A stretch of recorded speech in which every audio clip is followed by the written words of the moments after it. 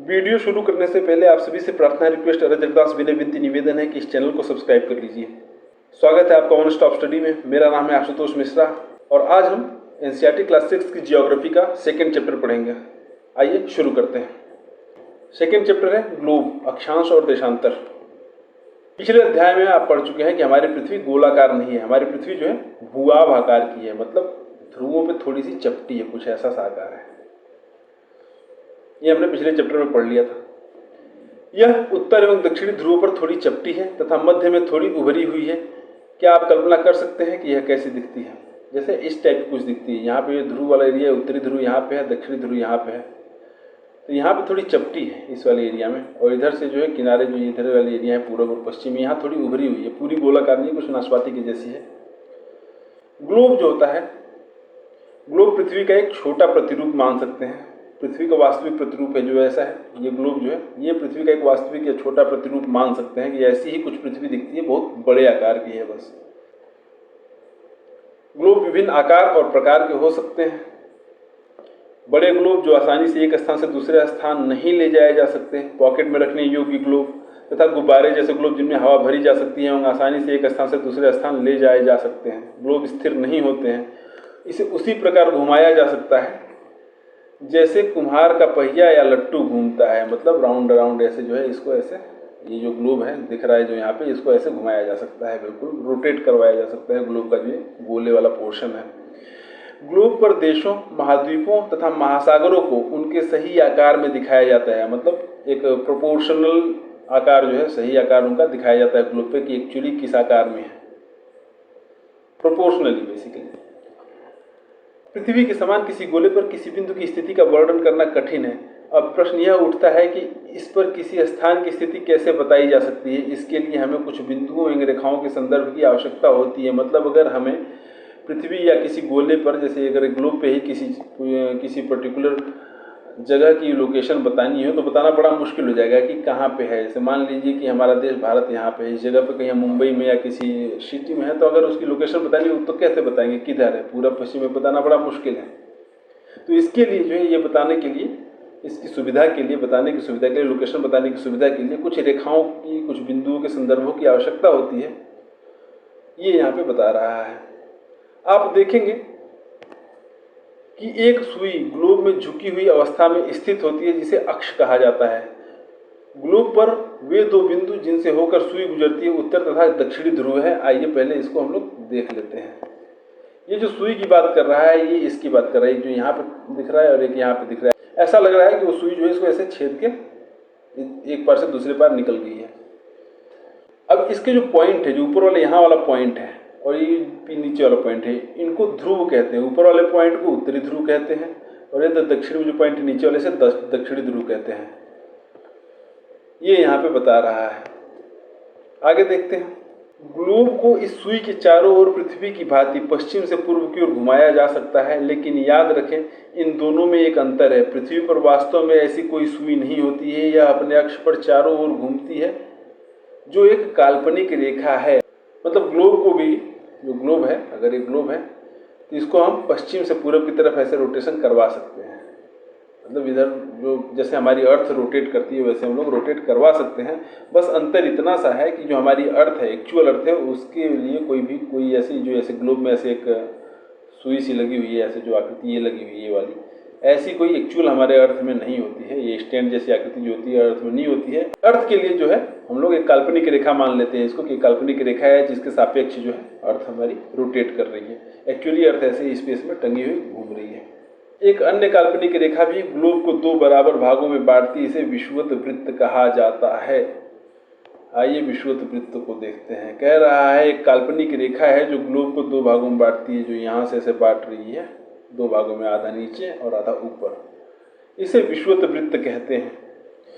पृथ्वी के उत्तर में स्थित आधे भाग को उत्तरी गोलार्ध तथा दक्षिणी वाले आधे भाग को दक्षिणी गोलार्ध कहा जाता है। जो उत्तर में स्थित है, ये विषुवत वृत्त से जो है ऊपर या उत्तर में जो स्थित है इसे उत्तरी गोलार्ध कहते हैं, और जो नीचे दक्षिण में स्थित है इसे दक्षिणी गोलार्ध कहते हैं। नॉर्दर्न हेमिस्फीयर और साउदर्न हेमिस्फीयर इनको अंग्रेजी में कहा जाता है।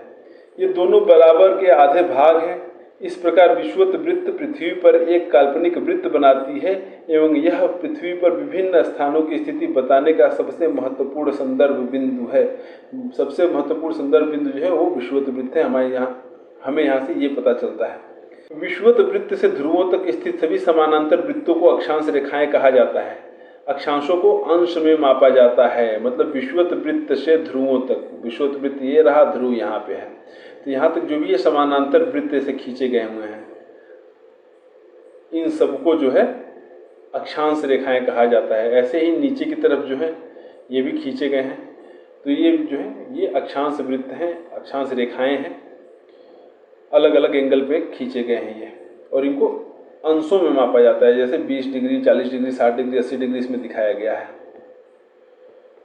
विषुवत वृत्त शून्य अंश अक्षांश को दर्शाती है, क्योंकि विषुवत वृत्त से दोनों तरफ ध्रुवों के बीच की दूरी पृथ्वी के चारों ओर के वृत्त का 1/4 है। अतः इसका माप होगा 360 अंश का 1/4 यानी कि 90 डिग्री या 90 अंश। इस प्रकार 90 अंश उत्तरी अक्षांश उत्तर ध्रुव को दर्शाता है तथा 90 अंश दक्षिणी अक्षांश दक्षिणी ध्रुव को दर्शाता है। अब अगर हम यहाँ पे क्या कहने की कोशिश कर रहा है कि अगर हम एक गोले की बात कर लें, एक पृथ्वी गोला ही है हमारा, गोले की जितनी गोले की जैसी है, भूआब है, करीब करीब गोले जैसी है, तो यहाँ पे जो एंगल बनेगा वो 360 डिग्री का बनता है। तो विषुवत वृत्त जो होता है वो 0 डिग्री पे होता है। यहाँ पे यहाँ से जो है अगर इसको 4 भागों में बांटें तो 360 डिग्री यहाँ पे बनेगा एंगल। तो ये जो एक एंगल बनेगा यहाँ तक जो है, जो उत्तरी ध्रुव तक जाके जुड़ेगा, तो ये 90 डिग्री का एंगल बनेगा। तो हर एक डिग्री पे एक से एक वृत्त खींचा जाता है ऐसे, जो अक्षांश रेखाएं जब खींचते हैं तो 90 डिग्री वाला जो वृत्त है, जो पॉइंट है, इसको जो है नॉर्थ पोल कहा जाता है, ये बताने की कोशिश कर रहा है। ऐसे ही 90 डिग्री नीचे वाला जो है वो जो है साउथ पोल होता है, ये बताने की कोशिश कर रहा है। क्योंकि 4 हिस्से बनते हैं इसके, 4 हिस्से बनते बनते एक सीधी रेखा बन जाएगी।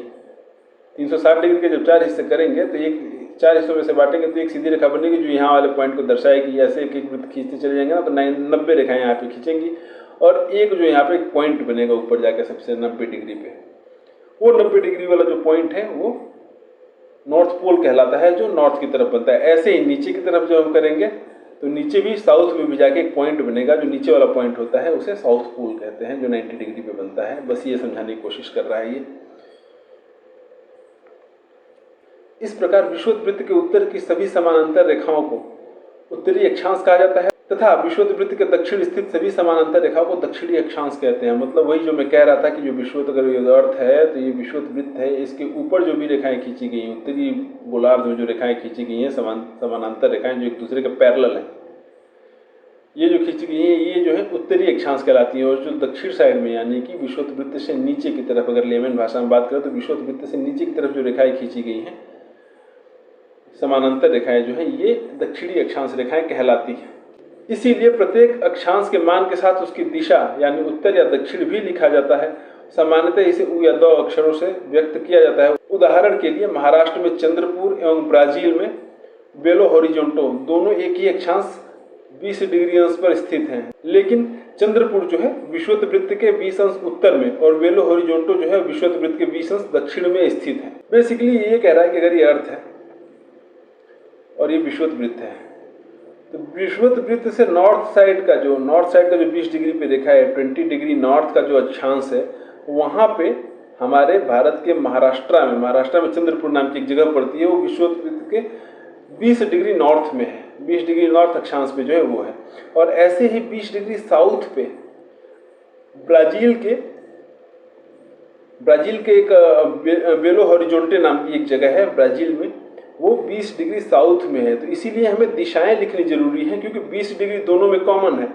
लेकिन मुंबई में है जो वो 20 डिग्री नॉर्थ में, वो हमारा नॉर्थ में है क्योंकि विषुवत वृत्त से ऊपर की तरफ पड़ रहा है, और जो इधर ब्राजील वाला है वो विषुवत वृत्त से नीचे की तरफ पड़ रहा है 20 डिग्री, वो इसीलिए वहाँ पे दिशाएं लिखेंगे तो कन्फ्यूजन हो सकती है कि कौन से गोलार्ध में है। आगे देखते हैं। चित्र 2.2 से स्पष्ट है कि जैसे जैसे हम विषुवत वृत्त से दूर जाते हैं अक्षांशों का आकार घटता जाता है। 2.2 आइए देख लेते हैं, ये रहा 2.2, ये विषुवत वृत्त है। विषुवत वृत्त से जैसे जैसे हम लोग आगे बढ़ रहे हैं, ऊपर की तरफ बढ़ रहे हैं, अक्षांश रेखाओं का जो आकार है वो छोटा होता जा रहा है। ऊपर 90 डिग्री पे जाके देखा नहीं, एक पॉइंट ही रह जाता है। तो ये बता रहा है कि जैसे जैसे हम लोग विषुववृत्त में ऊपर की तरफ बढ़ते जाते हैं, उत्तर की तरफ बढ़ते जाते हैं, जैसे जैसे हम विषुववृत्त से दूर जाते हैं, वैसे वैसे अक्षांशों का आकार जो है उसका साइज जो है छोटा होता चला जाता है। जो अक्षांशीय वृत्त हैं उनका साइज जो है छोटा होता जाता है।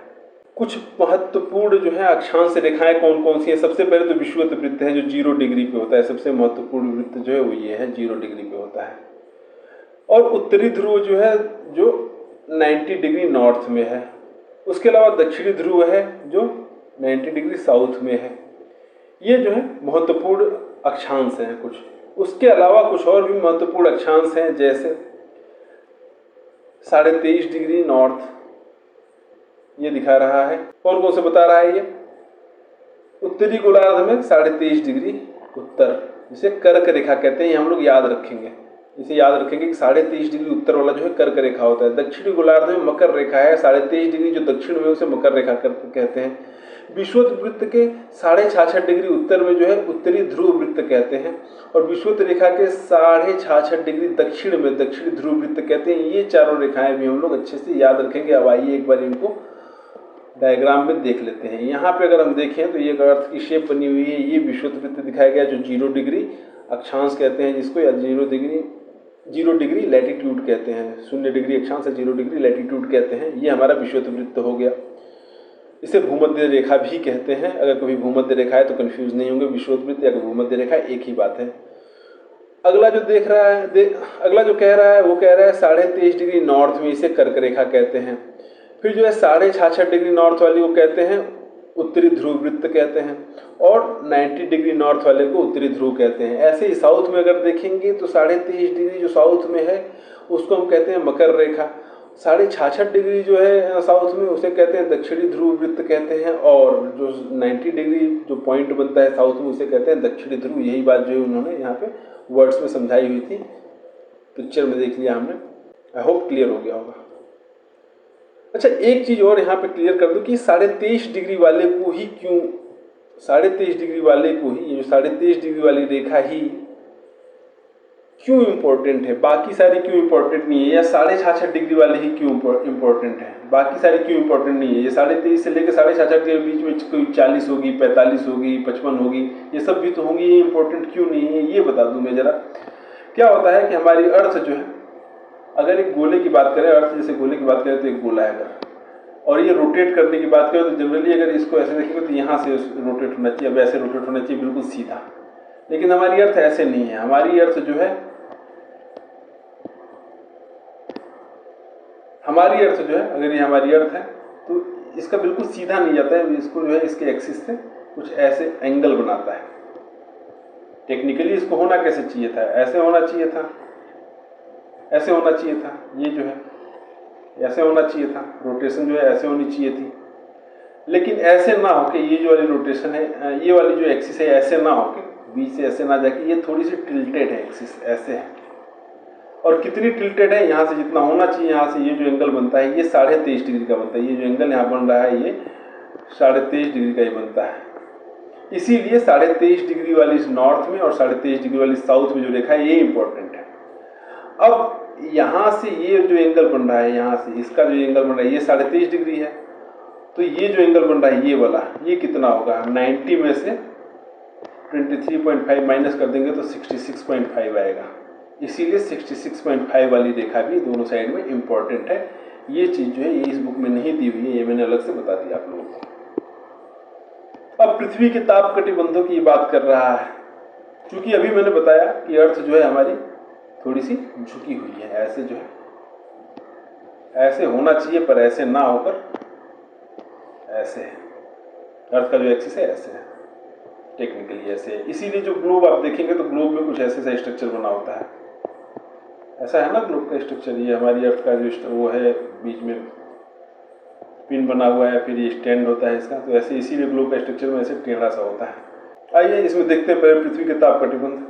कर्क रेखा एवं मकर रेखा के बीच सभी अक्षांशों पर सूर्य वर्ष में एक बार दोपहर में सिर के ठीक ऊपर होता है। इसीलिए इस क्षेत्र में सबसे अधिक ऊष्मा प्राप्त होती है तथा इसे उष्णकटिबंध कहा जाता है। जैसा मैंने बताया कि 23.5 डिग्री झुकी हुई है अर्थ, सीधा ना होके अपने एक्सिस पे 23.5 डिग्री झुकी हुई है, और इसीलिए 23.5 डिग्री वाली जो रेखाएं हैं विषुवत वृत्त से, वो इम्पॉर्टेंट है। क्योंकि जब सूरज यहाँ पे चमक रहा है तो जो अपनी रोशनी फेंक रहा है, तो 23.5 डिग्री झुके होने की वजह से सूरज की रोशनी जो सीधी पड़ती है, यहाँ से लेके 23.5 डिग्री नॉर्थ से लेके 23.5 डिग्री साउथ के बीच में ही सीधी पड़ती है। साल में एक न एक बार कहीं न कहीं, किसी दिन यहाँ होगा, किसी दिन यहाँ होगा, किसी दिन यहाँ होगा, किसी दिन यहाँ होगा। मतलब यहाँ पे ये जो भी पॉइंट बना रहा हूँ, ये कोई ना कोई एंगल है। जैसे 23.5 डिग्री तो किसी दिन 23 डिग्री पे सीधा चमक रहा होगा, किसी दिन 22.5 पे, किसी दिन 22 पे। ऐसे ही साउथ की बात करें तो किसी दिन 2 डिग्री पे, किसी दिन 5 डिग्री पे, ऐसे करते करते किसी दिन 22 डिग्री पे, किसी दिन 23.5 डिग्री पे बिल्कुल सीधा चमकेगा। लेकिन उसके ऊपर के जो अक्षांश है 23.5 डिग्री से ऊपर, मतलब 24.5 डिग्री, 25 डिग्री, 26 डिग्री, 30 डिग्री जो ऊपर नॉर्थ में है, या फिर 25 डिग्री, 26 डिग्री, 30 डिग्री साउथ में जो है, इन अक्षांशों पे सूरज कभी भी सीधा नहीं चमकता। केवल इन 23.5 डिग्री नॉर्थ से लेकर 23.5 डिग्री साउथ के बीच में ही ये सीधा चमकता है। तो ये इन जगहों पे, ये जो एरिया है, इन जगहों पे थोड़ा सा ज़्यादा ताप मिलता है, इसीलिए इनको उष्णकटिबंध कहते हैं। तो अगर कभी पूछा जाए कि उष्णकटिबंध का जो एरिया होता है वो कितना होता है, 23.5 डिग्री नॉर्थ से लेके 23.5 डिग्री साउथ तक का जो एरिया होता है वो होता है उष्णकटिबंधीय क्षेत्र। कर्क रेखा तथा मकर रेखा के बाद किसी भी अक्षांश पर दोपहर का सूर्य कभी भी सिर के ऊपर नहीं होता है। जैसा मैंने बताया कि अगर हमारा ये अर्थ है और ये हमारी कर्क रेखा है, ये हमारी मकर रेखा है, तो इसके ऊपर वाले अक्षांश पर या इसके ऊपर, इसके जो 23 डिग्री, 23.5 डिग्री साउथ के बाद जो है 23.5, 24, 25, 26, 23.5 के बाद जो 24, 25, 26 ऐसे अक्षांश है, उन पे कभी भी सूर्य सर के ऊपर ठीक नहीं चमकता, ठीक सर के ऊपर रख के नहीं चमकेगा, एकदम सीधा नहीं चमकेगा। ध्रुव की तरफ सूर्य की किरणें तिरछी हो जाती हैं। इस प्रकार उत्तरी गोलार्ध में कर्क रेखा एवं उत्तर ध्रुव वृत्त तथा दक्षिणी गोलार्ध में मकर रेखा एवं दक्षिण ध्रुव वृत्त के बीच वाले क्षेत्र का तापमान जो है मध्यम रहता है, इसीलिए इन्हें शीतोष्ण कटिबंध कहा जाता है। मतलब जो 66.5 डिग्री, 23.5 डिग्री तक का तो हमने कॉन्सेप्ट समझ लिया था। हमने ये तो समझ लिया था कि ये विषुवत वृत्त से जो है 23.5 डिग्री नॉर्थ में और 23.5 डिग्री साउथ में, यहाँ पे तो सूरज जो है साल में किसी न किसी दिन बिल्कुल सीधे सर पे आके चमकेगा, तो इसीलिए इधर ताप ज़्यादा मिलेगा, तो इसे उष्णकटिबंध कहेंगे। अब ये 66.5 डिग्री वाला जो एरिया है इधर का, ये जो एरिया है, अगर इसको ऐसे रख देता हूँ मैं, ये जो एरिया है 66.5 डिग्री से ले 23.5 डिग्री नॉर्थ से लेके 23.5 डिग्री नॉर्थ से लेके 66.5 डिग्री नॉर्थ तक, और ऐसे ही 23.5 डिग्री साउथ से लेके 66.5 डिग्री साउथ तक का जो ये जो एरिया है, इधर जो है सूरज की रोशनी जो है हमेशा पूरे साल तिरछी पड़ती है। तो इधर का जो क्षेत्र है, ये वाला जो एरिया है, इतना जो एरिया इधर नॉर्थ में और इधर साउथ में जो ये एरिया है, इतना जो 23.5 डिग्री साउथ से लेकर 66.5 डिग्री साउथ में और 23.5 डिग्री नॉर्थ से लेकर 66.5 डिग्री नॉर्थ का जो एरिया है, ये बहुत ज़्यादा तापमान नहीं पाता। इधर का जो तापमान है वो मध्यम रहता है, ना बहुत ज़्यादा तापमान पाता है, और चूंकि सूरज की रोशनी तिरछी ही पड़ती है, पर पड़ती तो थोड़ा बहुत तापमान पा जाता है, इसीलिए इसे शीतोष्ण कटिबंध कहते हैं। यहाँ का जो तापमान है वो मध्यम रहता है, इसीलिए इसे शीतोष्ण कटिबंध कहते हैं। अगर आपको तिरछी और सीधी लाइट का कॉन्सेप्ट समझना है तो वो यहाँ पे इन्होंने समझाया हुआ है कि अगर अर्थ अपनी एक्सिस पे झुकी ना होती तो कुछ ऐसे सीधी रोशनी पड़ती, और यहाँ पे जो रोशनी है उसमें प्रकाश भी तेज होता और गर्मी भी ज़्यादा होती। लेकिन अर्थ थोड़ी झुकी हुई है, इसीलिए तिरछी रोशनी पड़ती है, तो यहाँ पे तो बराबर रोशनी पड़ रही है। ये जो 0 डिग्री विषुवत वृत्त कहते हैं, जैसे 0 डिग्री अक्षांश जो है, या फिर 23.5 डिग्री अक्षांश में भी नॉर्थ में या 23.5 डिग्री साउथ में सीधी रेखा जो पड़ रही है, यहाँ पे जो है सीधा ज़्यादा प्रकाश मिल रहा है, ज़्यादा गर्मी है। लेकिन ऊपर का जो रीजन है, इधर जो दिख रहा है, थोड़ा प्रकाश कम पड़ रहा है, या वहाँ पे लाइट की इंटेंसिटी थोड़ी कम है, तो वहाँ पे गर्मी जो है थोड़ी कम मिलेगी और लाइट भी थोड़ी कम मिलेगी। ये ऐसे समझ सकते हैं कि ये प्रकाश जो है हमारी अर्थ पे कैसे सीधा या टेढ़ा पड़ता है। आगे जो है उत्तरी गोलार्ध में उत्तर ध्रुव वृत्त एवं उत्तरी ध्रुव तथा दक्षिणी गोलार्ध में दक्षिण ध्रुव वृत्त एवं दक्षिणी ध्रुव के बीच के क्षेत्र में ठंड बहुत होती है, क्योंकि यहाँ सूर्य क्षितिज से ज़्यादा ऊपर नहीं आ पाता है, इसीलिए ये शीत कटिबंध कहलाते हैं। अब तक हमने 2 कटिबंध देख लिए, कौन कौन से, उष्ण कटिबंध देख लिए और शीतोष्ण कटिबंध देख लिए। उनको समझ भी लिया कि कैसे उनका कॉन्सेप्ट क्या है, वहाँ पे गर्मी और ठंडी क्यों ज़्यादा या कम पड़ती है, या मध्यम कैसे रहती है। अब सबसे कम वाली बात करते हैं। जैसे मान लो कि ये जो है हमारी अर्थ अगर है, तो 66.5 वाली रेखा एक ये रही नॉर्थ में, एक 66.5 वाली रेखा रही साउथ में। ये है 66.5 नॉर्थ और ये है 66.5 साउथ, और ये हमारा विषुवत वृत्त है। इनके बीच में हमने 23.5 के बीच में हमने देख लिया था, और 23.5 से 66.5 वाला भी देख लिया था। अब यहाँ से 66.5 नॉर्थ से लेकर नॉर्थ पोल जो है 90 नॉर्थ है, ऐसे ही 66.5 साउथ से लेकर 90 साउथ का जो पोर्शन है, इस वाले एरिया में जो है सूरज कभी भी सीधा चमकता ही नहीं है, सीधा पड़ता ही नहीं है, और इसीलिए इधर बहुत ही ठंड पड़ती है, इधर तापमान कभी बढ़ता ही नहीं है, और इसीलिए इनको जो है शीत कटिबंध कहते हैं। अब देशांतर रेखाओं की बात करते हैं। अच्छा, एक कॉन्सेप्ट और मुझे समझाना है देशांतर रेखाओं से पहले कि ये जो एंगल है पृथ्वी के अंदर, जो एंगल है वो कैसे मापा जाता है। कि जो अक्षांश रेखाओं के लिए हमने कहा ना कि मान लो अगर ये अर्थ है तो अक्षांश रेखाओं के एंगल कैसे नापेंगे। 0 डिग्री ये है तो 1 डिग्री, 2 डिग्री, 3 डिग्री, 23.5 डिग्री, 66.5 ऐसे करके 90 डिग्री तक एंगल मापे कैसे गए होंगे, कैसे इमेजिन कैसे किया गया होगा कि कहाँ पे हम लोग रखेंगे, जो एंगल मापने वाला इंस्ट्रूमेंट होता है उसे कहाँ रखेंगे। एक्चुअली ऐसे जो अगर समझना है इसको तो कुछ ऐसे होता है कि अगर हम अर्थ को बीचों बीच काट दें तो कुछ ऐसा सा स्ट्रक्चर बनेगा, कुछ ऐसा स्ट्रक्चर बनेगा, और यहाँ पे इसको ऐसे बीच में काट दें तो यहाँ पे जो सेंटर बनेगा, यहाँ पे अगर हम लोग प्रकार रखें तो ये वाला जो होगा ये होगा 0 डिग्री, और इस 0 डिग्री पे एक रेखा ऐसे खींच दें, पूरी अर्थ को अगर खींचे तो ऐसे खींचेगी कुछ ये वाली, ये बाकी इधर अर्थ का जो बाकी का आधा पोर्शन जो हमने काट के निकाला है वो मान लेते हैं, कुछ ऐसे खींचेगा। ऐसे ही जब यहाँ से अगर 1 डिग्री वाला इधर खींचेंगे और 1 डिग्री यहाँ खींचेंगे, अब इनको जो है ऐसे इसे मिलाते हुए ऐसी रेखा खींच दी, ऐसे ही 23.5 डिग्री वाला खींचा है, ऐसे ही 66.5 डिग्री वाला यहाँ खींचेगा, और ऐसे ही 90 डिग्री यहाँ पे पॉइंट बन जाएगा। सेम नीचे की तरफ भी देखेंगे, अगर नीचे ऐसे 1 डिग्री देखेंगे तो यहाँ पे ऐसे खींच गया 1 डिग्री वाला, फिर ऐसे 2 डिग्री का ला के देखेंगे या 2 डिग्री वाला खींच गया, ऐसे ही करते करते 23.5 डिग्री, 66.5 डिग्री और आखिर में आके 90 डिग्री वाला खींच जाएगा। तो ऐसे यहाँ से एंगल को एक से इमेजिन ऐसे किया गया, एक्चुअली तो अर्थ को काटा नहीं जा सकता, लेकिन इमेजिन ऐसे किया गया कि अगर काट के अगर हम एंगल नापना शुरू करें तो ऐसे नापा गया है कि 1 डिग्री, 2 डिग्री, 3 डिग्री, 4 डिग्री, ऐसे ही करते करते यहाँ पे 90 डिग्री, और ऐसे इधर भी 1 डिग्री, 2 डिग्री, 4 डिग्री, और इधर से लेकर पूरा इधर मिला दिया गया है। और इसको फिर पूरे अर्थ पे इमेजिन करिए, ये तो आधे अर्थ में मैंने दिखा दिया कि एंगल कैसे नापते हैं, इसको पूरे अर्थ पे इमेजिन करिए। उन्होंने पहले ऐसे इमेजिन किया और 1 डिग्री, 2 डिग्री बांध के उसे पूरे अर्थ पे खींच दिया, पूरे अर्थ पे ऐसे खींच दिया। आइए अब देशांतर देखते हैं। देशांतर क्या है? किसी स्थान की स्थिति को बताने के लिए उस स्थान के अक्षांश के अतिरिक्त तो कुछ और जानकारियों की आवश्यकता भी होती है। आप देख सकते हैं कि प्रशांत महासागर में स्थित टोंगा द्वीप और हिंद महासागर में स्थित मॉरिशस द्वीप एक ही अक्षांश 20 डिग्री दक्षिण पर स्थित हैं। उनकी सही स्थिति जानने के लिए यह पता करना होगा कि उत्तर ध्रुव को दक्षिण ध्रुव से जोड़ने वाली संदर्भ रेखा से पूर्व या पश्चिम की ओर इन स्थानों की दूरी कितनी है। अब यहाँ पे क्या कहना चाह रहा है? कह ये रहा है कि केवल अक्षांश रेखाओं की वजह से ही, क्या केवल अक्षांश रेखाओं का ज्ञान होने पे ही हम किसी जगह की सही लोकेशन नहीं प्राप्त कर सकते। जैसे पिछले वाले में हमने देखा था कि जो चंद्रपुर था महाराष्ट्र का वो 20 डिग्री नॉर्थ में था, और ब्राज़ील का बेला हॉरिजॉन्टे जो था वो 20 डिग्री साउथ में था।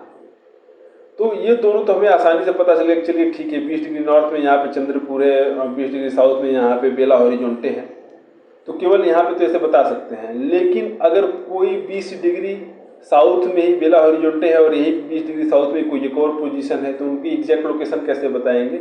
अगर हमें देशांतर रेखाओं पे, यहाँ पे देशांतर रेखा नॉर्थ पोल से लेकर साउथ पोल तक खींचती हैं देशांतर रेखाएं, इनकी भी लोकेशन अगर पता हो, इस लोकेशन पे कहाँ स्टैंड करता है ये वाला पॉइंट, तो हम लोग एग्जैक्ट बता सकते हैं। वो ये बताना चाह रहा है। जैसे इसमें एग्जाम्पल जो दिया है, ये कह रहा है कि प्रशांत महासागर स्थित टोंगा द्वीप और हिंद महासागर में स्थित मॉरिशस द्वीप एक ही अक्षांश 20 डिग्री पर स्थित है।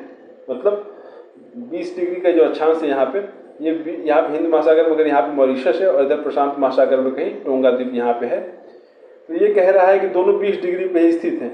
अगर कोई हमसे पूछे कि कौन सा अक्षांश पे, तो हम कह देंगे 20 डिग्री पे, तो उसे यहाँ से लेके यहाँ तक ढूंढना पड़ेगा कौन सा है। इस बीच में पता नहीं कितनी जगह है और कितना टाइम लग जाएगा। लेकिन अगर हम ये पता कर लें कि पूरब से जो नॉर्थ पोल से साउथ पोल को जोड़ने वाली रेखाएं हैं, इनसे पूरब या इनसे पश्चिम, और अगर पूरब है तो वो कितनी दूरी पे है, पूरब में कितनी दूरी पे, अगर ये पता कर ले तो हम लोग इसकी एग्जैक्ट लोकेशन पता कर सकते हैं। तो यही जो रेखाएं हैं, संदर्भ रेखा जो है, ये पूरे उत्तरी ध्रुव को दक्षिणी ध्रुव से जोड़ने वाली जो रेखाएं हैं, इन्हीं को देशांतर रेखाएं कहते हैं। आइए देखते हैं आगे क्या है।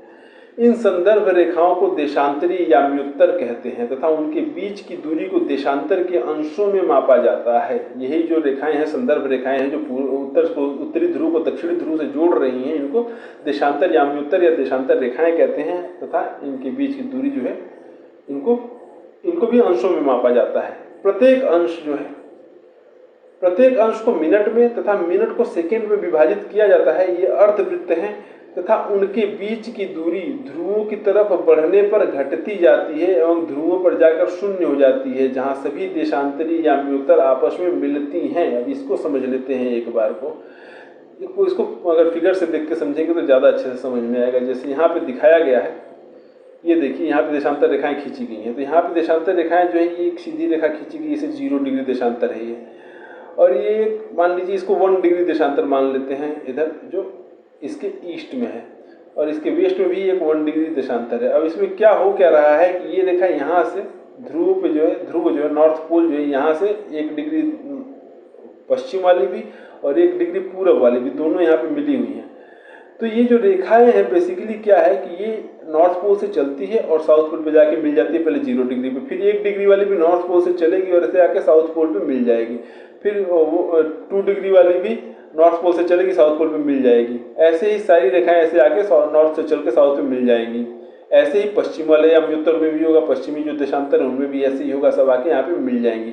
तो क्या होता है, इनके बीच की जो दूरी होती है, यहाँ पे जो दूरी है, ये इसके बीच की जो दूरी, एक रेखा से दूसरे रेखा के बीच की दूरी, ये विषुवत रेखा पे सर्वाधिक होती है, और जैसे जैसे ध्रुवों की ओर बढ़ते जाएंगे दूरी घटती जाएगी। जैसा आप देख रहे हैं, दूरी घटती जाएगी और ध्रुवों पे जाके आपस में शून्य हो जाएगी इनके बीच की दूरी, क्योंकि सारी देशांतर रेखाएं ध्रुवों पे जाके मिलती हैं। यहाँ पे क्वेश्चन ऐसे भी बन सकता है कि सारी देशांतर रेखाएं कहाँ जाके मिलती हैं, या फिर करेक्ट स्टेटमेंट या इनकरेक्ट स्टेटमेंट वाले क्वेश्चन बन सकते हैं यहाँ पे कि निम्नलिखित में से कौन सा स्टेटमेंट करेक्ट है। जैसे अगर उसमें लिख के आ जाए कि देशांतर रेखाओं के बीच की जो दूरी है वो ध्रुवों पर जाते हुए बढ़ती है, ध्रुवों की तरफ बढ़ने पे बढ़ती है, ये करेक्ट है या इनकरेक्ट है, इस तरह के क्वेश्चंस आ सकते हैं। तो ये हम याद रखेंगे। होप आपको समझ में आया होगा। आइए आगे बढ़ते हैं। प्रत्येक अंश को मिनट में हमने देखा था कि जो अक्षांशों की तरह देशांतरों की दूरी भी हम लोग जो है अंशों में मापते हैं। प्रत्येक अंश जो है मिनट में, और मिनट को सेकंड में विभाजित किया जाता है। मतलब अगर कभी मान लीजिए कि 1 डिग्री है, 1 डिग्री जो है, 1 डिग्री में कितने मिनट होते हैं, 1 डिग्री को 60 मिनट होता है, और हर मिनट में कितना होता है, 60 सेकेंड होता है। तो डिग्री को मिनट में और मिनट को सेकेंड्स में बांटा गया है। अक्षांश रेखाएं जो थी वो पूर्ण वृत्त थी। अगर आपको याद है, मैंने कहा था कि अक्षांश रेखाओं के वृत्त होता है, अक्षांशीय वृत्त होते हैं, सब ऐसे वृत्त बनता था वहाँ पे। अक्षांश रेखाओं का अगर अर्थ को मान लेते ऐसे वृत्त बनता था वहाँ पे, केवल एक पोल पे पॉइंट बनता था, ऐसे बाकी वृत्त थे। लेकिन देशांतर रेखाएं पूर्ण वृत्त नहीं, अर्धवृत्त बनाती हैं। यहाँ से एक बनेगा, फिर दूसरा बनेगा, फिर तीसरा बनेगा, फिर चौथा बनेगा, ऐसे होती हैं देशांतर रेखाएं, ऐसे अर्धवृत्त बनाती हैं।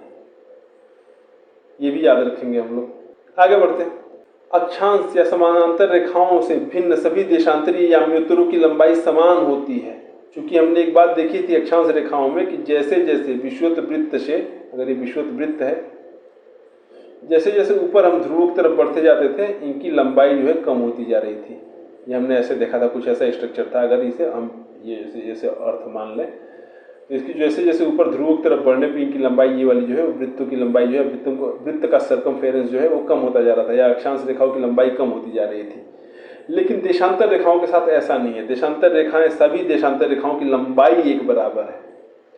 अच्छा, अक्षांश रेखाओं के बीच में जो दूरी थी, अक्षांश रेखाओं की, 2 अक्षांश रेखाओं की, जैसे मान लो कि अगर ये 0 डिग्री अक्षांश रेखा है और 1 डिग्री अक्षांश रेखा है, और ये 2 डिग्री अक्षांश रेखा है, तो 0 डिग्री से 1 डिग्री अक्षांश रेखा के बीच की जो दूरी होगी वही 1 से 2 के बीच की दूरी होगी। ये इनकी जो दूरी है आपस में हर पॉइंट पे फिक्स है। मतलब यहाँ नापिए, यहाँ नापिए, यहाँ नापिए, हर जगह एक बराबर दूरी मिलेगी इसमें। लेकिन देशांतर रेखाओं में ऐसा नहीं है। देशांतर रेखाओं में क्या है, जैसे मान लीजिए अगर ये हमारी अर्थ है और ये देशांतर रेखा खींची गई है, ये खींची गई है देशांतर रेखाएं, तो इनके बीच की दूरी अगर आप यहाँ पे नापेंगे विषुवत वृत्त के पास तो ज्यादा होगी। इससे थोड़ा सा ऊपर अगर नापेंगे तो विषुवत वृत्त के पास जो दूरी है उससे थोड़ी सी कम मिलेगी, और ऊपर जाएंगे दूरी और कम हो जाएगी, और नॉर्थ जाएंगे और कम हो जाएगी, और नॉर्थ जाएंगे और कम हो जाएगी, और ऊपर जाते जाएंगे दूरी कम होती जाएगी और पोल पे जाके बिल्कुल जीरो हो जाएगी। ये यहाँ पे समझा रहा है। अक्षांश रेखाओं से भिन्न सभी देशांतरी याम्योत्तरों की लंबाई समान होती है, इसीलिए इन्हें सिर्फ मुख्य संख्याओं में व्यक्त करना कठिन था। तब सभी देशों ने निश्चय किया कि ग्रीनिच, जहां ब्रिटिश राज की वेधशाला स्थित है, से गुजरने वाली याम्योत्तर से पूर्व और पश्चिम की ओर गिनती शुरू की जाए। इस याम्योत्तर को प्रमुख याम्योत्तर कहते हैं। इसका मान 0 डिग्री देशांतर है और यहाँ से हम 180 डिग्री पूर्व या 180 डिग्री पश्चिम तक गणना करते हैं। तो अक्षांश रेखाएं जो हैं उनकी अपनी हर रेखा की अपनी एक यूनिक लंबाई है, तो उनको एक यूनिक नंबर दिया जा सकता था, लेकिन इनमें सबकी लंबाई सेम है, तो सबको एक यूनिक नंबर देना थोड़ा मुश्किल काम था, समझना मुश्किल हो जाता है। इसीलिए इन लोगों ने क्या किया, एक रेखा को 0 डिग्री मान लिया, जो ब्रिटेन के ग्रीनिच शहर से होकर निकलती है। ग्रीनिच या ग्रीनिच से शहर है, वहीं पे ब्रिटेन की राजकीय वेधशाला स्थित है, उसी को इन लोगों ने 0 डिग्री मान लिया। वहीं पे ये अक्षांश और देशांतर रेखाओं वाली बैठक हुई थी, तो उसी को 0 डिग्री मान लिया और वहीं से पूरब और पश्चिम की तरफ की रेखाओं को नंबर देना शुरू कर दिया। जो पूरब की तरफ थी आगे 180 डिग्री तक बनी थी, जैसे अगर मान लें कि ये हमारी अर्थ है, तो यहाँ पे ग्रीनिच वाली जो रेखा है उसे खींच दिया गया, या 0 डिग्री देशांतर को खींच दिया गया। तो यहाँ से पूरब की तरफ बढ़ते अगर चले जाएंगे तो पीछे यहाँ पूरब की तरफ बढ़ते हुए 180 रेखाएं खींचेगी, चूंकि यहाँ पे 360 डिग्री गोले पे खींच सकते हैं, तो 180 रेखाएं पूरब खींचेंगे और 180 रेखाएं पश्चिम की तरफ खींचेंगी। तो इन लोगों ने 1 डिग्री ईस्ट या 2 डिग्री ईस्ट, 3 डिग्री ईस्ट ऐसे करना शुरू कर दिया कि जो नंबरिंग कर दी 180 डिग्री पूरब और 180 डिग्री पश्चिम में कर दिया। प्रमुख याम्योत्तर तथा 180 याम्योत्तर मिलकर पृथ्वी को 2 समान भागों, पूर्वी गोलार्ध एवं पश्चिमी गोलार्ध में विभक्त करती हैं। मतलब बेसिकली अगर लेमन भाषा में कहा जाए तो जो 0 डिग्री देशांतर रेखा है, इससे पूरब का जो हिस्सा है, पूरब वाला जो हिस्सा है इसे पूर्वी गोलार्ध कहते हैं, और इससे पश्चिम वाला जो हिस्सा है उसे पश्चिमी गोलार्ध कहते हैं। और 0 डिग्री जो है 180 डिग्री इसके पीछे इधर होगा कहीं, तो 180 डिग्री और 0 डिग्री मिलके जो है अर्थ को 2 पूरब और पश्चिम भागों में बांटते हैं। बेसिकली लेमन भाषा में ये समझाने की कोशिश कर रहा है।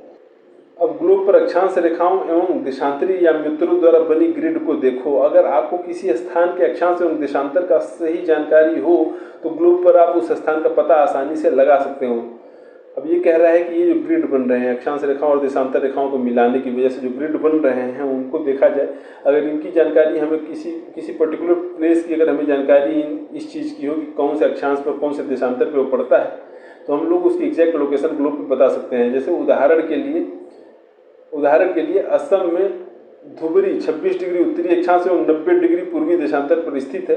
अब उस बिंदु को देखें जहां ये दोनों रेखाएं एक दूसरे को काटती हैं, यह बिंदु धुबरी की सही स्थिति होगी। जैसे अगर ये कह रहा है कि धुबरी जो जगह है वो 26 डिग्री उत्तरी अक्षांश पे, ऐसे मान लेते हैं ये अर्थ है, और हमें पता है कि धुबरी जो है वो 26 डिग्री उत्तरी अक्षांश पे पड़ती है। तो पहले अक्षांश रेखाओं में देखते हैं कि अक्षांश रेखा ऐसे 0 डिग्री हो गया, 0 डिग्री से उत्तर मतलब इधर कहीं पड़ेगा, ये ऊपर की तरफ इधर कहीं पड़ेगा। और देशांतर में पूर्वी देशांतर है तो 0 डिग्री पूर्वी है, 0 डिग्री देशांतर है तो इससे पूर्व में मतलब इधर कहीं पड़ेगा। तो धुबरी को क्या कह रहा है, कह रहा है कि 26 डिग्री उत्तरी अक्षांश पे, मतलब 26 डिग्री यहाँ कहीं, अगर ये मान लें कि ये रखा है 26 डिग्री उत्तरी अक्षांश ये है, और कह रहा है 90 डिग्री पूर्वी देशांतर, तो 90 डिग्री पूर्वी देशांतर को मान लेते हैं ये वाला है। तो 26 डिग्री उत्तरी अक्षांश ये है और 90 डिग्री पूर्वी देशांतर ये है, तो ये जो पॉइंट यहाँ पे काट रहा है ये धुबरी माना जाएगा, ऐसे ये समझा रहा है। यहाँ पर उसी चीज़ को इन लोगों ने कागज पे समझाने की बात कही है कि इसको समझने के लिए कागज पर समान दूरी वाली क्षैतिज ऊर्ध्वाधर रेखाएं खींची। जैसे कह रहा है कि यहाँ पे हमने पहले क्षैतिज ऊर्ध्वाधर रेखाएं खींचने को कह रहा है, ऐसे खींच लिया हमने, मान लीजिए कि ये क्षैतिज रेखाएं होंगी और ऐसे खींच लिया हमने।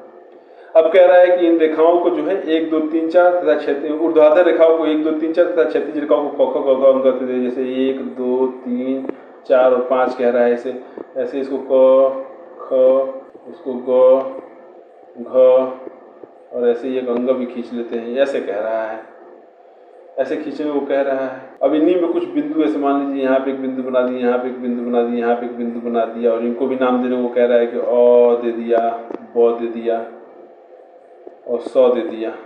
तो जो अ का पॉइंट होगा वो क्या होगा, ग पे और 2 पे है, ग 2 और ग पे ऐसे बताया जाएगा। वैसे ही जो 100 का पॉइंट होगा वो होगा 4 पे और घ पे, 4 घ का पॉइंट, 4 और घ जो है 4 घ इसकी पोजीशन मानी जाएगी। वैसे ही जो ब का पॉइंट, ब की जो लोकेशन होगी वो क्या मानी जाएगी, ब की लोकेशन होगी ख 4 ख या ख 4 ऐसे माना जाएगा। तो ऐसे बताते हैं, ये बताने की कोशिश कर रहा है यहाँ पे। यहाँ एक जो फोटो दिया हुआ है, आइए इस फोटो को थोड़ा सा देख लेते हैं क्या कह रहा है। ये जो इन लोगों ने यहाँ पे विश्व के समय क्षेत्र दिखाया है, जो टाइम जोन है दुनिया में, वो दिखाने की कोशिश की है। यहाँ पे इन लोगों ने यहाँ पे एक रिप्रेजेंटेशन दिया है, 2D रिप्रेजेंटेशन है। यहाँ पे क्या है, यहाँ पे दिखाया है कि ग्रीनविच लाइन जो है यहाँ से जा रही है और यहाँ से जैसे ही पूरब की तरफ बढ़ रहे हैं, पूरब की तरफ बढ़ने में समय जो है वो प्लस होता जा रहा है, +1 +2 +3, मतलब पूरब का जो समय है वो ग्रीनविच टाइम से आगे चलता है और पश्चिम में -1 -2 -3 दिखाया हुआ यहाँ पे आप देख सकते हैं। तो ये जो है पश्चिम में बढ़ने पे ग्रीनविच लाइन से या जो 0 डिग्री देशांतर है, जिसको अंतर्राष्ट्रीय समय रेखा भी कहते हैं, उससे पश्चिम की तरफ बढ़ने पर समय जो है वो घटता है, मतलब घड़ी जो है हमें पीछे करनी पड़ेगी। और जो है अगर हम उससे पूरब की तरफ बढ़े तो हमें घड़ी आगे करनी पड़ेगी, क्योंकि उनका समय आगे चल रहा है। ग्रीनविच लाइन से जो भी पूरब की तरफ कंट्रीज है उनका समय ग्रीनविच से आगे चल रहा है, और जो पश्चिम की तरफ है उनका समय ग्रीनविच से पीछे चल रहा है। ग्रीनविच को जो है हम लोग अंतर्राष्ट्रीय समय रेखा कहते हैं। ऐसे ही जब आगे बढ़ते बढ़ते हम लोग 11+11 पे जाएंगे, मतलब जहाँ पे 11 घंटे आगे चल रहा है समय, उसके बगल में यहाँ पे +12 होना चाहिए, जो यहाँ दिखाया गया है। यहाँ पे आप देख सकते हैं, ऐसा इसलिए दिखाया गया क्योंकि धरती गोल है, क्योंकि +12 आएगा और +12 के बगल में ही -12 होगा, बीच में एक और रेखा होगी और यहाँ पे जो होगा -12 होगा। ऐसा इसलिए है क्योंकि धरती गोल है और जो है जो 180 डिग्री इनके बीच में आ जाएगा, +12 और -12 के बीच में जो है 180 डिग्री देशांतर आ जाएगा, और 180 डिग्री देशांतर जो होता है उसको कहते हैं अंतर्राष्ट्रीय तिथि रेखा। अंतर्राष्ट्रीय तिथि रेखा जो है, ये जो अंतर्राष्ट्रीय तिथि रेखा है, इसको क्रॉस करने पे हमारा दिन बदल जाता है। आइए अब हम आगे देखते हैं। देशांतर और समय।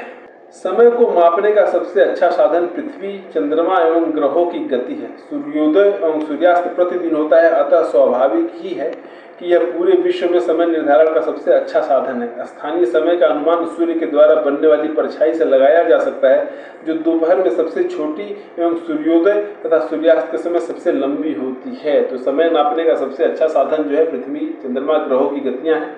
सूर्योदय और सूर्यास्त रोज होने, उनमें तो कोई चेंज आना नहीं है। अतः स्वाभाविक यही है कि पूरे विश्व का जो समय निर्धारण है वो जो है हम लोग सूरज के उगने या डूबने के हिसाब से ही करें। स्थानीय समय का जो निर्धारण होता है वो कैसे होता है, सूरज की वजह से, जो सूरज की लाइट की वजह से जो परछाई बनती है उससे होता है। सुबह और दोपहर के, सुबह के समय और शाम के समय लंबी होती है परछाई, और दोपहर के समय परछाई छोटी होती है। ग्रीनविच पर स्थित मुख्य याम्योत्तर पर सूर्य जिस समय आकाश के सबसे ऊंचे बिंदु पर होगा, उस समय याम्योत्तर पर स्थित सभी स्थानों पर दोपहर होती है। ये कहना चाह रहा है कि अगर ये अर्थ है और ये ग्रीनविच लाइन है, तो जिस समय सूरज इसके ठीक, इस रेखा के ठीक बीचों बीच, मतलब ठीक ऊपर होगा, इसके ऊपर एकदम सर पे चमक रहा होगा, उस समय इस पूरी रेखा पे जितनी कंट्रीज पड़ेंगी, चाहे यहाँ पे कोई कंट्री हो, चाहे यहाँ कोई कंट्री हो, चाहे यहाँ कोई कंट्री हो, चाहे यहाँ कोई कंट्री हो, हर जगह पे माना जाएगा कि 12 बज रहा है। दोपहर के ठीक जब सर पे सूरज होगा, इस रेखा के ठीक ऊपर सूरज जब होगा, उस समय ये माना जाएगा कि 12 बज रहे हैं इस रेखा के ऊपर जितने भी देश स्थित हैं उन जगहों पे। अब जैसा पीछे हमने चार्ट में देखा था, ठीक उस समय इधर जो 1 डिग्री है वो जो है थोड़ा सा और आगे, उसका समय 12 बजे से कुछ आगे होगा, क्योंकि वो पूरब में, और पश्चिम वालों में 12 बजे से थोड़ा समय पीछे चल रहा होगा, मतलब 11:45 ऐसे चल रहा होगा। चूंकि पृथ्वी पश्चिम से पूर्व की ओर चक्कर लगाती है, अतः वे स्थान जो ग्रीनविच से पूर्व में है उनका समय ग्रीनविच के समय से आगे होगा, तथा जो पश्चिम में है उनका समय पीछे होगा, जैसा हमने पीछे फोटो में भी चेक कर लिया था, देख लिया था। समय के अंतर की दर की गणना निम्नलिखित विधि से की जा सकती है। पृथ्वी लगभग 24 घंटे में अपने अक्ष पर 360 डिग्री घूम जाती है, अर्थात वह 1 घंटे में 15 डिग्री एवं 4 मिनट में 1 डिग्री घूमती है। ये कह रहा है कि पृथ्वी जो है 24 घंटे में, ऐसे पृथ्वी है पश्चिम से पूरब, ऐसे इसका रोटेशन होता है। ठीक है, तो ये पूरा एक रोटेशन लेने में 24 घंटे लगते हैं। इसका मतलब 24 घंटे में 360 डिग्री घूमती है। इसका मतलब ये है कि ये 1 घंटे में 15 डिग्री घूमेगी। 360/24 करेंगे तो इसका आंसर 15 आएगा। मतलब 1 घंटे में जो है 15 डिग्री घूमेगी। इसका मतलब जो है 1 डिग्री घूमने में 4 मिनट का समय लगाएगी। तो इसका मतलब ये है कि जब ग्रीनिच में दोपहर के 12 बजते हैं तब ग्रीनिच से 15 डिग्री पूर्व में, मतलब अगर देखा जाए तो ये क्या बताने की कोशिश कर रहा है कि मान लीजिए कि अगर ये हमारी अर्थ है और ये ग्रीनिश टाइम है, तो जब यहाँ पे 12 बज रहे हैं तो यहाँ से 15 डिग्री पूरब, अगर ये रेखा मान लें कि 15 डिग्री पूरब है, तो यहाँ पे दोपहर के 1 बज रहे होंगे। ऐसे ही 30 डिग्री पे क्या होगा, 2 बज रहे होंगे। ऐसे ही पश्चिम में 15 डिग्री पे 12 से 1 घंटा कम, मतलब 11 बज रहे होंगे। और 30 डिग्री पश्चिम में 11 से भी 1 घंटा कम, यानी कि 12 से 2 घंटा कम, 10 बज रहे होंगे यहाँ पे। ऐसा जो है ये समझाने की कोशिश यहाँ पे कर रहा है। ये कह रहा है कि इस प्रकार जब ग्रीनिच में दोपहर के 12 बजते हैं तब ग्रीनिच से 15 डिग्री पूर्व में समय होगा 15 × 4 = 60 मिनट, अर्थात ग्रीनिच के समय से 1 घंटा आगे, अर्थात वहाँ दोपहर का 1 बजा होगा जो मैंने अभी बताया। लेकिन ग्रीनिच से 15 डिग्री पश्चिम का समय ग्रीनिच के समय से 1 घंटा पीछे होगा, अर्थात वहाँ सुबह के 11 बजे होंगे। इस प्रकार जब ग्रीनिच पर दोपहर के 12 बज रहे होंगे उस समय 180 डिग्री पे, जो ठीक इसके ग्रीनिच पे, अगर ये ग्रीनिच लाइन है इसकी जो ठीक पीछे वाली रेखा जो ऐसे खींच रही होगी, वहाँ पे रात के 12 बज रहे होंगे, मध्य रात्रि होगी, ये बता रहा है। किसी भी स्थान पर जब सूरज आकाश में अपने उच्चतम बिंदु पर होता है दोपहर में, उस समय घड़ी में दिन के 12 बजते हैं। मतलब किसी भी स्थान पर जब सूरज ठीक हमारे ऊपर होता है उस समय हमारी घड़ी में 12 बज रहे होते हैं, या 12 बजने चाहिए बेसिकली। इस प्रकार घड़ी द्वारा दिखाया गया समय उस स्थान का स्थानीय समय होगा। आप देख सकते हैं कि दिए गए देशांतरीय अम्योत्तर पर सभी स्थानों का स्थानीय समय समान है। मतलब एक देशांतर पर जितनी भी जगह हैं, अगर ऐसे मान लीजिए कि ये है, तो ये एक देशांतर रेखा है 0 डिग्री वाली, और ये एक मान लीजिए 15 डिग्री वाली है। तो 15 डिग्री देशांतर पर जितनी भी जगह हैं, सब पे जब एक जगह 12 बजेगा, या सब पे एक से कह रहे कि सब पे जो है टाइम सेम रहेगा। जो यहाँ बज रहा होगा वही यहाँ पे, वही यहाँ पे, जो भी टाइम यहाँ हो रहा होगा वही टाइम यहाँ हो रहा होगा, और वही टाइम यहाँ हो रहा होगा। जो टाइम यहाँ है वही यहाँ है, वही यहाँ है, ऐसे वाला हिसाब है यहाँ पे। हम मानक समय क्यों मानते हैं? अलग अलग या अम्योत्तर पर स्थित स्थानों के स्थानीय समय में अंतर होता है। उदाहरण के लिए बहुत से देशांतरों से होकर गुजरने वाली रेलगाड़ियों के लिए समय सारणी तैयार करना कठिन होगा। भारत में गुजरात के द्वारका तथा असम के डिब्रूगढ़ के स्थानीय समय में लगभग 1 घंटा 45 मिनट का अंतर होता है। तो हम मानक समय रेखा 1 रख लेते हैं, और ये क्यों रखते हैं ये बताने की कोशिश कर रहा है कि अलग अलग याम्योत्तर पर, मतलब अलग अलग देशांतरों पर स्थित जो है जो जगहें हैं, जैसे मान लीजिए कि कोई जगह है, वो मान लीजिए ये 5 डिग्री देशांतर है, और ये 8 डिग्री देशांतर है, और ये 10 डिग्री देशांतर है, ऐसे है। तो यहाँ पे जो जगह है यहाँ का स्थानीय समय कुछ और होगा, यहाँ का स्थानीय समय कुछ और होगा, यहाँ का स्थानीय समय कुछ और होगा। लेकिन क्या होगा कि अगर कोई रेलगाड़ी इधर ही से चल रही है, तीनों को क्रॉस कर रही है, तो कैसे समय का हम लोग डिसाइड करेंगे कौन से समय पे यहाँ है, कौन से समय पे? सब लोग अपना अपना स्थानीय समय अगर मानेंगे तो कैसे हम डिसाइड करेंगे कौन से समय पे यहाँ आएगी, कौन से समय पे यहाँ आएगी? सबके स्थानीय समय का हिसाब देना पड़ेगा, जो कि बहुत ही जटिल प्रक्रिया हो जाएगी।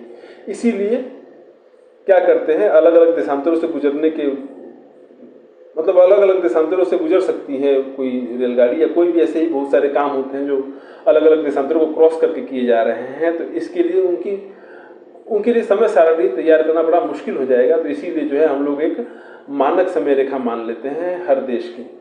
अब जैसे हमारा ही देश है, गुजरात में और असम में, गुजरात का जो द्वारका है और असम का डिब्रूगढ़ है, दोनों के बीच की अगर स्थानीय समयों की बात करें तो करीब करीब 1 घंटा 45 मिनट का अंतर होता है। लेकिन जो है, अब मान लीजिए गुजरात यहाँ पे है, गुजरात अगर आप देखेंगे तो यहाँ है, और असम यहाँ पे है, बीच में जो है ये 68 डिग्री, यहाँ हमारा 68 डिग्री से शुरू होकर 97 डिग्री तक हमारे देश की जो है देशांतरी विस्तार है।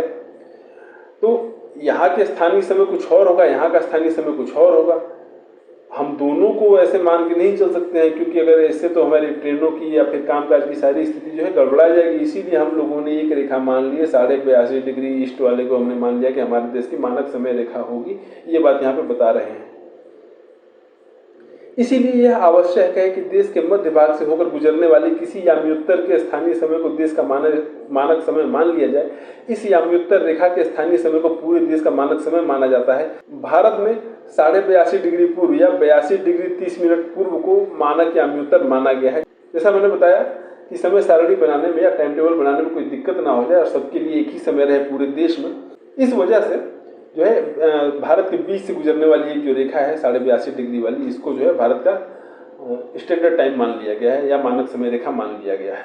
इस याम्योत्तर के स्थानीय समय को पूरे देश का मानक समय माना जाता है। इसे भारतीय मानक समय के नाम से जाना जाता है। अक्सर घड़ियों में आपने देखा होगा IST लिखा होता है, इंडियन स्टैंडर्ड टाइम, उसके आगे 5 और 30 मिनट्स प्लस लिखा होता है, 5 और 30 मिनट प्लस लिखा होता है जो IST, इसी को इंडियन स्टैंडर्ड टाइम या भारतीय मानक समय कहा जाता है। यही 82.5 डिग्री वाली रेखा पे जो है यही है Indian standard time.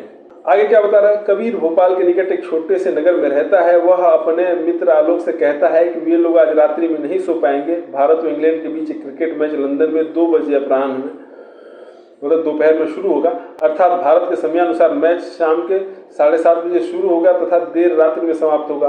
Bharat Greenwich के पूर्व 82.5 डिग्री पूर्व में स्थित है तथा यहाँ का समय ग्रीनिच के समय से 5 घंटा 30 मिनट आगे। इसीलिए जब लंदन में दोपहर के 2 बजे होंगे तब भारत में शाम के 7:30 बजे होंगे। बेसिकली यहाँ पे ये बता रहा है कि हम लोग लंदन से हमारा समय कितना आगे चलता है। जैसे मैंने बताया कि 5 और 30 मिनट्स का प्लस दिखाता है, मतलब ग्रीनिच समय से 5.5 घंटे हम लोग आगे चलते हैं।